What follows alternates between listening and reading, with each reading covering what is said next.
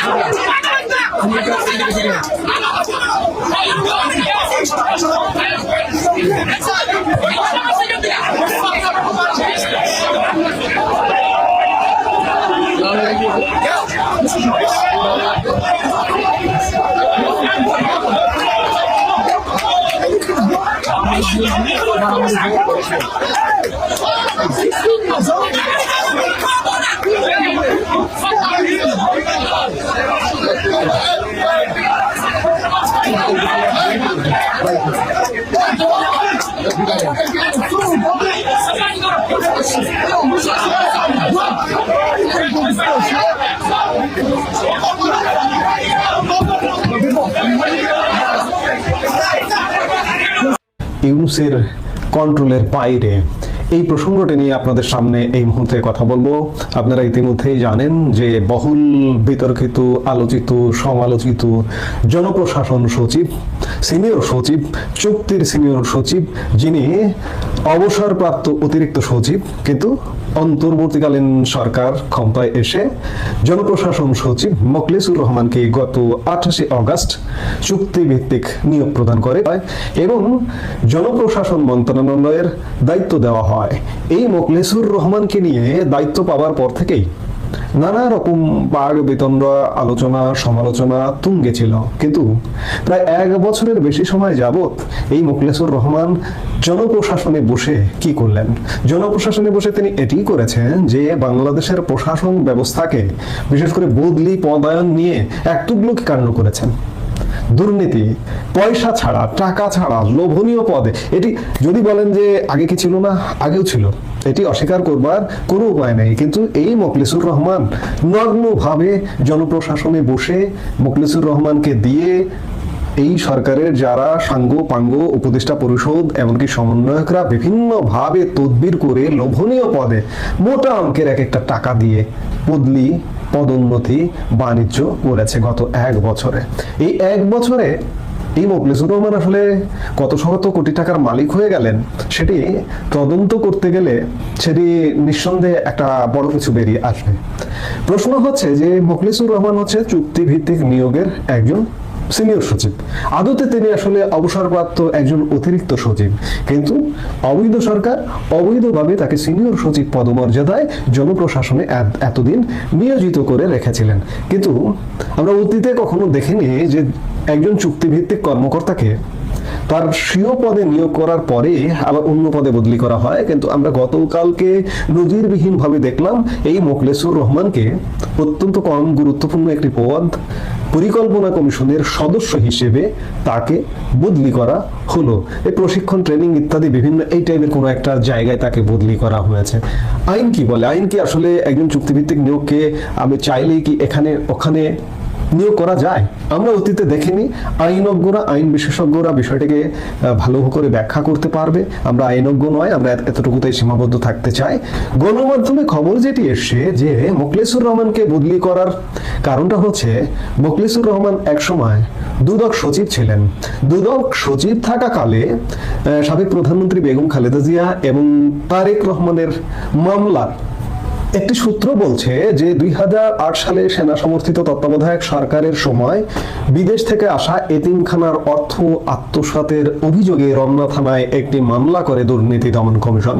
মামলায় BNP chairperson Begum Khaleda Zia ও তার ছেলে তারেক রহমান সহ আরো 5 জনকে আসামি করা হয়। ওই সময় দুদক সচিব মোখলেসুর রহমান সামনে থেকে পুরো মামলা প্রক্রিয়ায় কলকাঠি নেড়েছিলেন। পরে দীর্ঘ আইনি প্রক্রিয়া শেষ করে আদালত দুদকের এই মামলায় বেগম খালেদা জিয়াকে 5 বছরের সশ্রম কারাদণ্ডাদেশ দেন। ওই মামলায় তারেক রহমান সহ অন্য আসামিদের 10 বছরের কারাদণ্ডাদেশ দেওয়া হয়। সূত্র বলছে খালেদা জিয়ার বিরুদ্ধে ষড়যন্ত্রমূলক জিয়া অরফানেজ ট্রাস্ট ভুয়া মামলার মূল ব্যক্তি ছিলেন দুদকের সাবেক সচিব এই মোখলেসুর রহমান। গত 17 মার্চ এই বিষয়টি নিয়ে একটি পত্রিকায় প্রতিবেদন প্রকাশ করে। পরে ওই প্রতিবেদনের প্রেক্ষিতে গত 25 মে মোখলেসুর রহমান ও দুদকের সাবেক 3 চেয়ারম্যানের নামে মামলা হয়। তাদের বিরুদ্ধে BNP chairperson chairperson Khaleda Zia দলটির ভারপ্রাপ্ত চেয়ারম্যান তারেক রহমানের নামে মিথ্যা অভিযোগ সৃষ্টি করে মামলার অভিযোগ আনা হয়। পুলিশের অপরাধ তদন্ত বিভাগ সিআইডি এ মামলার তদন্ত করছে। বলা হচ্ছে যে এ কারণেই মোখলেসকে সরিয়ে দেওয়া হয়েছে। আসলে মূল ঘটনা আড়াল করবার জন্য খালেদা জিয়া ইস্যুটি, তারেক জিয়া ইস্যুটি সামনে আনা হয়েছে, কিন্তু সূত্রের বরাত দিয়ে যেটি জানা যাচ্ছে মোখলেসকে সরিয়ে দেওয়ার নেপথ্যে আরো বড় ধরনের ঘটনা আছে। সূত্রের খবর বলছে যে দেশের বাণিজ্যিক রাজধানী ও অন্যতম গুরুত্বপূর্ণ জেলা চট্টগ্রাম জেলা প্রশাসক পদে নিয়োগকে কেন্দ্র করে জনপ্রশাসনে ব্যাপক তোলপাড় সৃষ্টি হয়েছে। নওগাঁর বর্তমান জেলা প্রশাসক মোহাম্মদ আব্দুল আওয়ালকে এই লোভনীয় পদে বদলি করা হলেও এর নেপথ্যে রয়েছে 22 কোটি টাকার লেনদেন, ক্ষমতার অপব্যবহার এবং প্রভাবশালী মহলের তদবিরের মতো বিস্ফোরক অভিযোগ রয়েছে। এই ঘটনার জের ধরে এরই মধ্যে পদ হারাতে হয়েছে জনপ্রশাসন মন্ত্রণালয়ের সিনিয়র সচিব মোখলেসুর রহমানকে। আপনারা জানেন যে গতকালকে তাকে পদ থেকে সরিয়ে দেওয়া হয়ে গেছে। বলা হচ্ছে যে এই ঘটনার জের ধরেই পদ হারাতে হয়েছে জনপ্রশাসন মন্ত্রণালয়ের রাজকীয় দায়িত্ব পালন করা মোখলেসুর রহমানকে। জনপ্রশাসন মন্ত্রণালয় সূত্র জানায়, নওগাঁর জেলা প্রশাসক মোহাম্মদ আব্দুল আওয়ালকে চট্টগ্রামের মতো গুরুত্বপূর্ণ জেলায় বদলির পেছনে আইন, বিচার ও সংসদ বিষয়ক উপদেষ্টা আসিফ নজরুলের সরাসরি তদবির ছিল। অনুসন্ধানে একটি বিশ্বস্ত সূত্র নিশ্চিত করেছে এই নিয়োগ চূড়ান্ত করতে 22 কোটি টাকার চুক্তি হয়। চুক্তি অনুযায়ী যোগদানের আগেই 6 কোটি টাকা পরিশোধ করা হয়েছে। বাকি 16 কোটি টাকা মোহাম্মদ আব্দুল আওয়াল চট্টগ্রামের জেলা প্রশাসক হিসেবে দায়িত্ব পালনের সময় বিভিন্ন খাত থেকে আয় করে পরিশোধ করবেন বলে সমঝোতা হয়েছে। আশা করি বিষয়টি বুঝতে পেরেছেন।